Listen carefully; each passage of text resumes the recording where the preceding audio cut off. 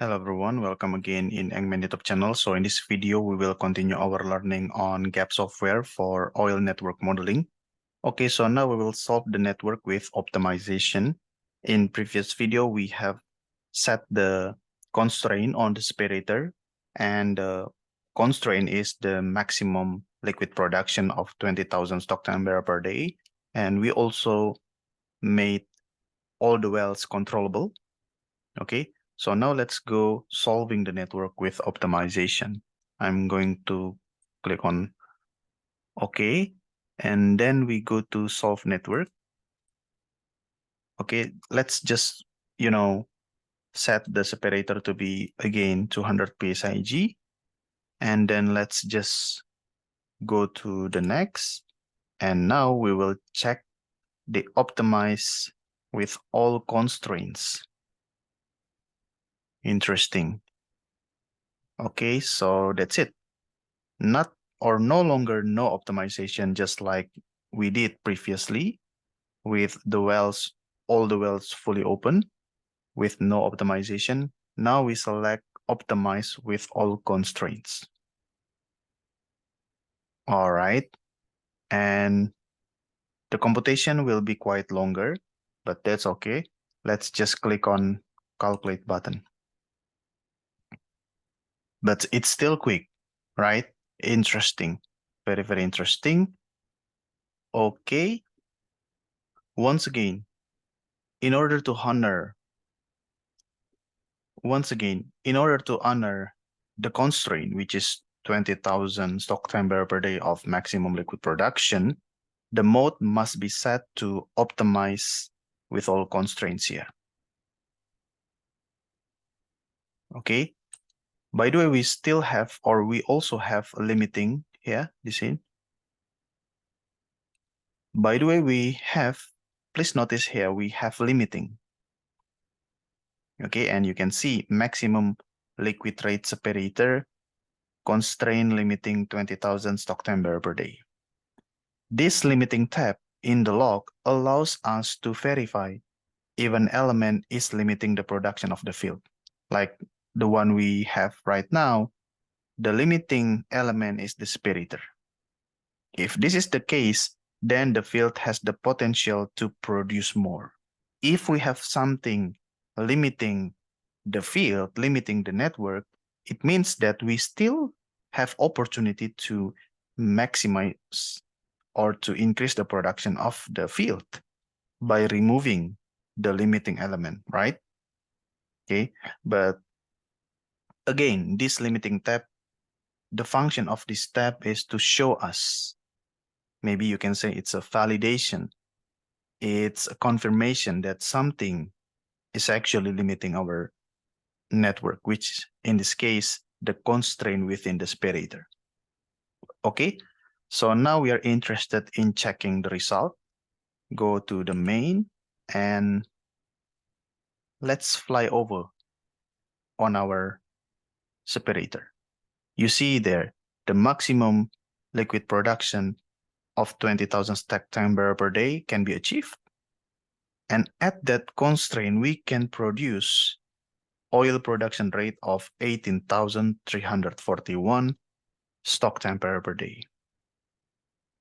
Okay, the liquid production can be achieved and the oil production can still be maximized. Now we can get oil production of 18,000 stock time barrel per day, 18,341 to be exact, stock time barrel per day. Okay.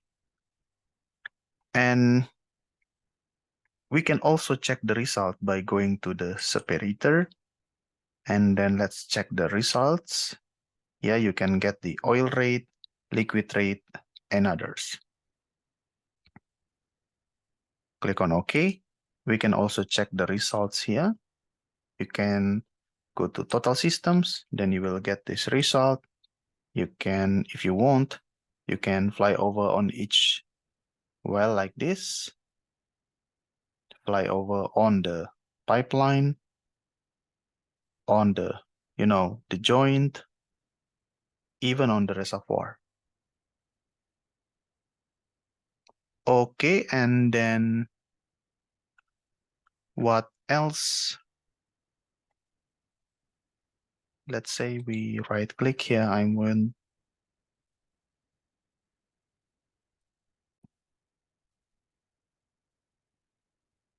Okay, and by the way, normally when an element is constrained and the constraint is being honored, then the icon is highlighted in green. Okay, but right now you cannot see anything green around our separator, right? If the green icon is not visible, we can go to View, and then we find highlighted, and then we find highlight limiting constraints. Then you can see this green box, right? Green diamond, something like this. It means that we have constraint, and the constraint can be honored. If, however, the constraint is violated, then the gap will highlight the icon in pink rather than in green. All right? Violated constraint can occur for different reasons. The most common reason is that the constraints that have been entered are actually not visible and should therefore be reviewed by the engineer. Okay, let's say you want to make constraint maximum something, maximum liquid production rate. Maybe that is very, very, very small. It means that it's actually not visible. Or you make something as a constraint like too high or too low, too big or too small, then rather than using, then you will have pink diamond instead of green diamond. Okay, but right now we can honor the constraint. That's why we have green color here. Okay, and to determine how the wells have been controlled by the gap, we can double click on the well. On it, I'm going to open this. And let's see. This is the result for each well. So we have oil rate, gas rate, water rate, and let's find DP choke. Interesting, right? So first, we set the DP as calculated and the pressure drop of 0 initially.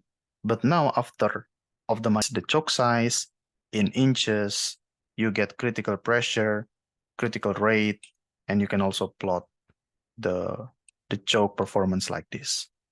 But I think I'm going to, specify this topic maybe in another video rather than this video. Okay, so that's it for the well result. You get the DP choke, you can get the choke size, in addition to here. Okay, and then, yes, we can also go back to solve network, run network solver, and then next, not calculate. Okay, maybe go back to main.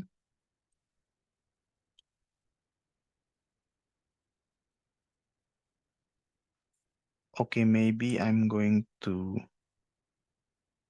summary all wells. So it's like this. Let's find for the report item DP choke. You see here. So this is the pressure drop at each well.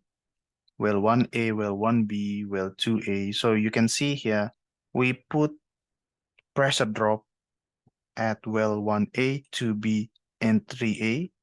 While for the well 1B, 2B, and 3B, you actually make the wells fully open because you can see the pressure drop is 0 here.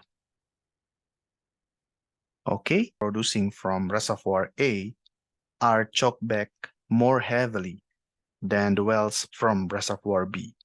This is because these wells have a higher, means that for the same liquid rate, there will be less oil produced from the wells or from A wells, well 1A, well 2A, and well 3A.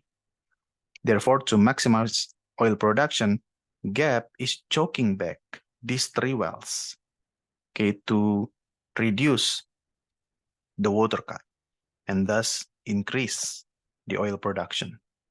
Okay, let's check that. So well 1A, you go to IPR, you see the water cut 8%, 8%. Well 1B, 8%.